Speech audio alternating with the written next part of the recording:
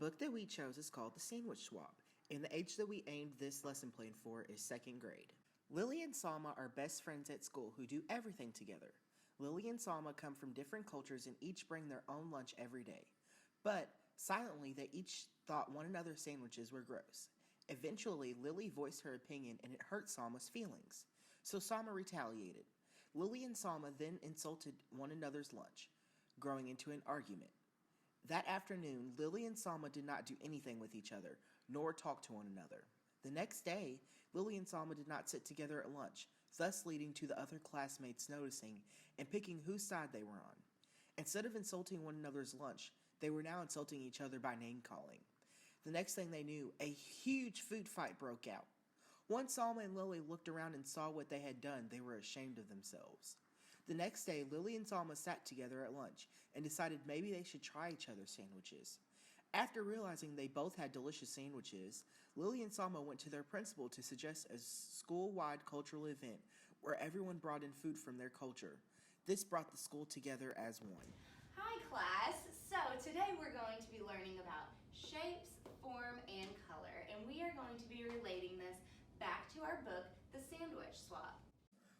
We call our art lesson the Sandwich Stack. In this lesson, students will be able to make foam sandwiches using a variety of materials and tools. Students will also be able to connect and relate their personal experiences and relate it back to their artwork they create. First, to begin this lesson, you'll intro by reading the book to the students and ask what kind of things they eat for lunch. Students will see how everyone is different. Students can connect to prior learning from culture and social studies lessons.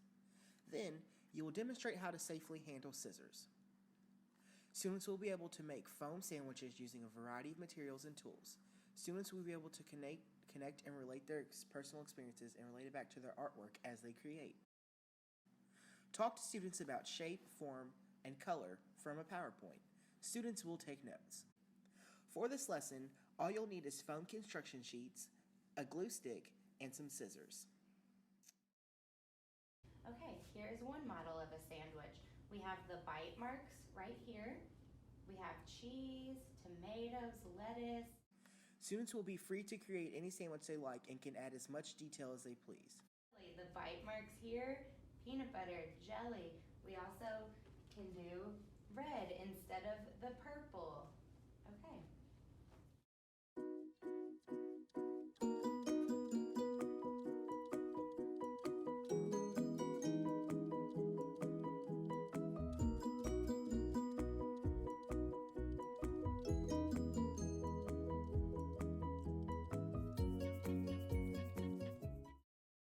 Are you doing okay? Oh no, let me help. For struggling learners, you can have sandwich toppings already cut out for students if they are having trouble cutting, have students color a drawing of their sandwich, or have students work together to create one sandwich. For advanced learners, you can have students help others if they complete the activity, have some students help cut out sandwich toppings, and have students draw their own sandwich with toppings.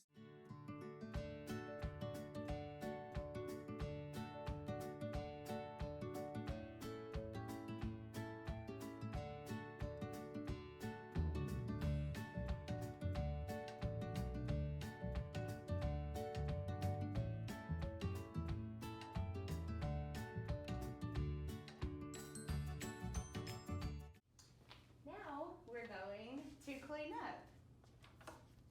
I will collect your sandwiches. Now we will give constructive criticism over each other's sandwiches. We will write on our paper some feedback and then we will have a class discussion about it.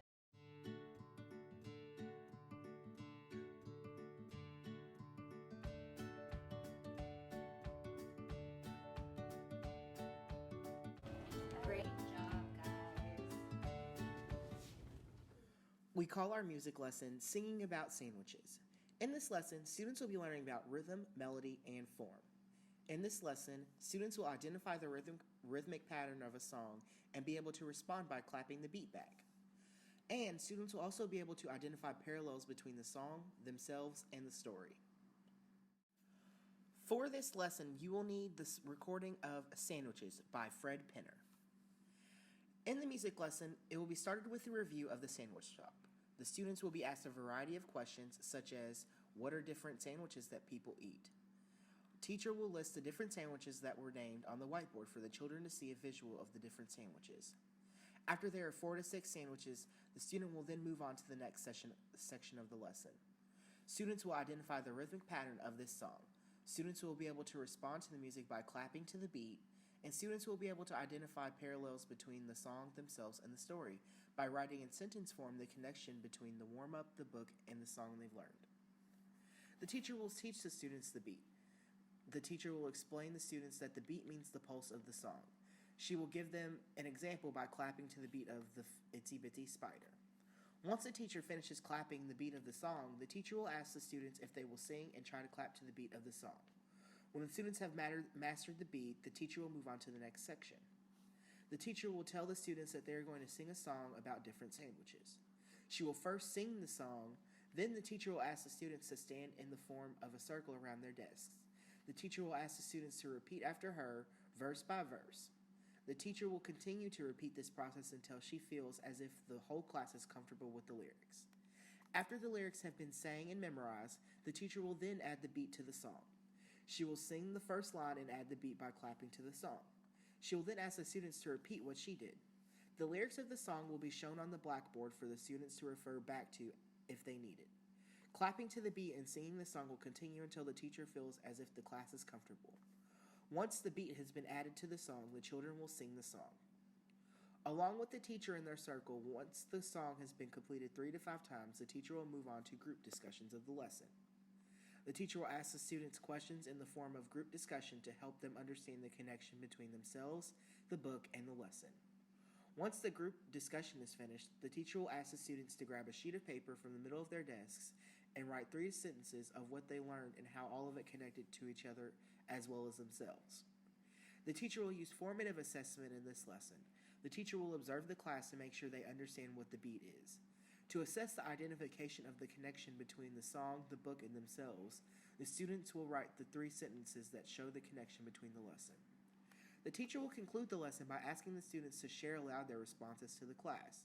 For struggling learners, we can try giving a handout of the lyrics and movements to the students who cannot remember the lyrics. And for advanced learners, have the students lead the song or have them do different movements throughout the song. It's best if you do this activity in an open space.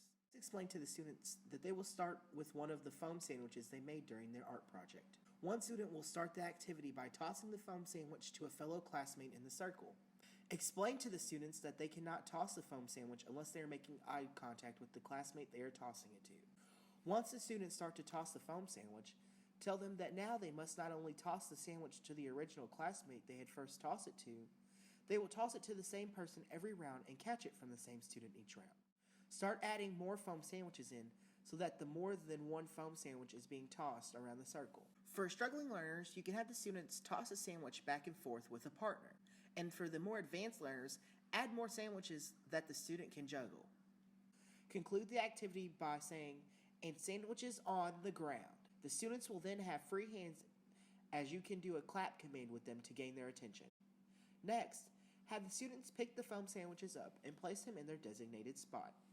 Ask the students to quietly have a seat to discuss the activity further. Thank you for watching our EDTP 399 hat by Nina Carroll, Chelsea Sumter, Destiny Lane, and Cameron Cottle.